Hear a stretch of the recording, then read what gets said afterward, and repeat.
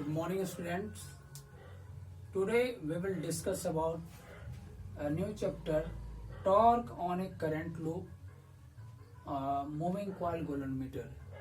Student इसमें हम जो टॉपिक पढ़ेंगे आज वो है torque on a current loop in a uniform magnetic field. Student direct I come to the topic जो है देखिए, torque on a current loop in a uniform magnetic field. First we draw a magnetic field. सबसे पहले हमने एक magnetic field draw किया, uniform magnetic field. इस magnetic field का डायरेक्शन ये दिखा दिया। इस मैग्नेटिक फील्ड में हम क्या करेंगे, एक रेक्टेंगुलर लूप हमने कंसीडर कर लिया, that is a rectangular loop consider कर लिया, रेक्टेंगुलर लूप। इस रेक्टेंगुलर लूप का जो लेंथ हम कंसीडर करेंगे, suppose that the length is L and breadth is B। एक P Q R S। We have considered a rectangular length P Q R S and placed in a uniform magnetic field. Its length PQ is equal to RS is equal to L and breadth हो जाएगा यहाँ पे PS is equal to QR is equal to B। Length इसका हमने consider कर लिया। हमने इस यूनिफॉर्म मैग्नेटिक फील्ड में एक रेक्टेंगुलर लूप प्लेस कर दिया है। अब इस रेक्टेंगुलर लूप में आई करंट फ्लो कराया जाए। आई करंट फ्लो कराएंगे तो स्टूडेंट क्या हो जाएगा, ये एक करंट लूप हो जाएगा, यानी इसमें आई करंट लूप यानी आई करंट फ्लो कराने से ये आपका जो करंट लूप बना। अब क्या होगा इसमें स्टूडेंट, इसका हर एक जो साइड होगा एक स्ट्रेट वायर करंट लूप, एक स्ट्रेट वायर के तरह बिहेव करेगा जिसमें आई करंट फ्लो हो रहा है। Then a force will be applied on each side of this rectangular loop due to uniform magnetic field B. Let on side PQ the force is F1 and on side RS the force is F2 and on side QR F3 and on side PS that is F4. This is the force on each side of the rectangular current loop. Student, F3 and F4 will be opposite and equal in magnitude. Magnitude equal होगा इनका और direction opposite होगा and line of action will be same, therefore F3 and F4 will cancel each other. Now we talk about force F1 and F2. The F1 and F2 will be opposite in direction and parallel and their line of action will be different. This is their line of action.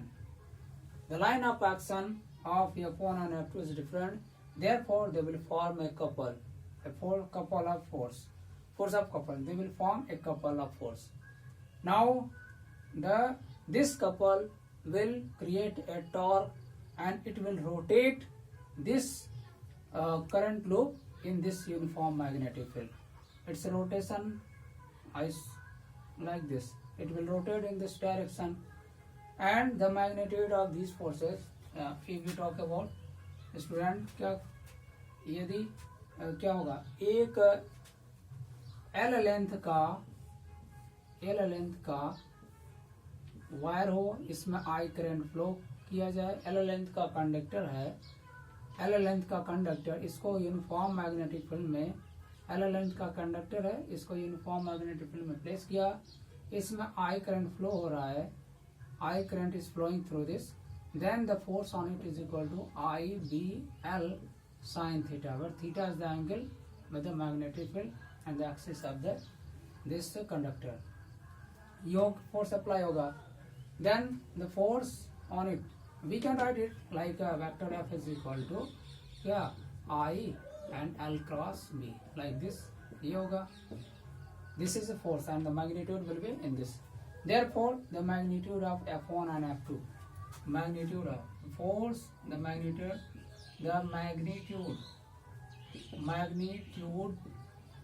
of the forces F1 and F2 acting on the sides PQ and RS is given by क्या हो जाएगा, F1 is equal to F2, that is IBL sin 90 degree, because the direction of these forces can be find out by right hand palm rule second, and in this condition F and B will be always perpendicular, therefore theta is 90 degree, and IBL sin 90 की value 1 होती है, sin 90 is equal to 1 होता है, therefore ये हो जाएगा IBL. F1 is equal to F2. ये this is equation first. We consider इसमें line of action since क्या होगा, since F3 and F4 are opposite in direction, equal in magnitude or equal in magnitude and opposite in direction and their line of action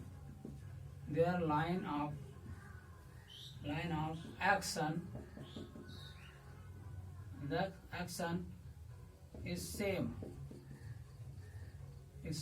therefore क्या होगा, therefore F1, F3 and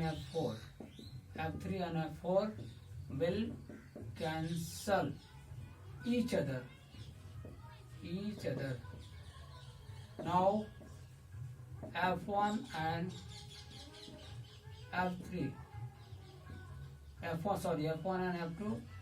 will form a couple and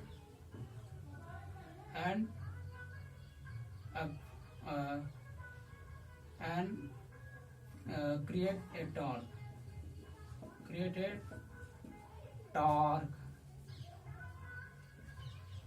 That is F1 and F2 will apply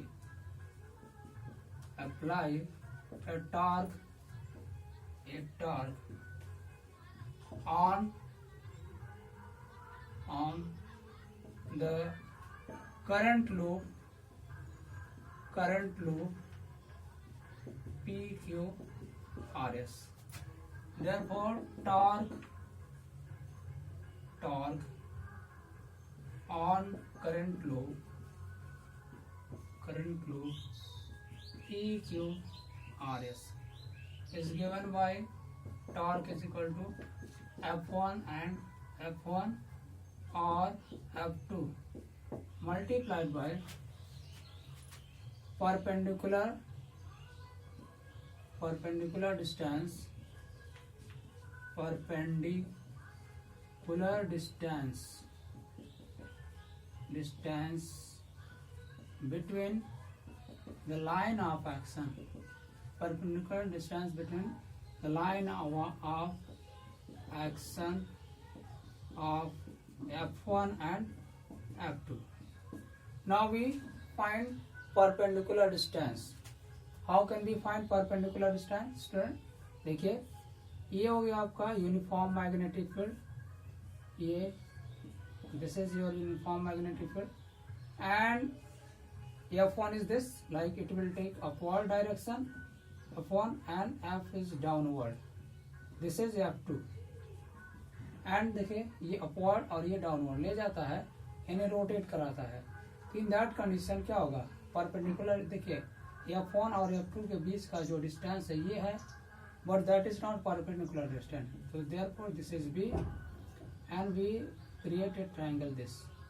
If with this angle is theta, then the perpendicular distance between the line of action of F1 and F2 will be what? This is the perpendicular distance, and this will be क्या? Be sin theta. We know that क्या? In right angle, sin theta is equal to क्या हो जाएगा, if we take A B C then sine theta will be equal to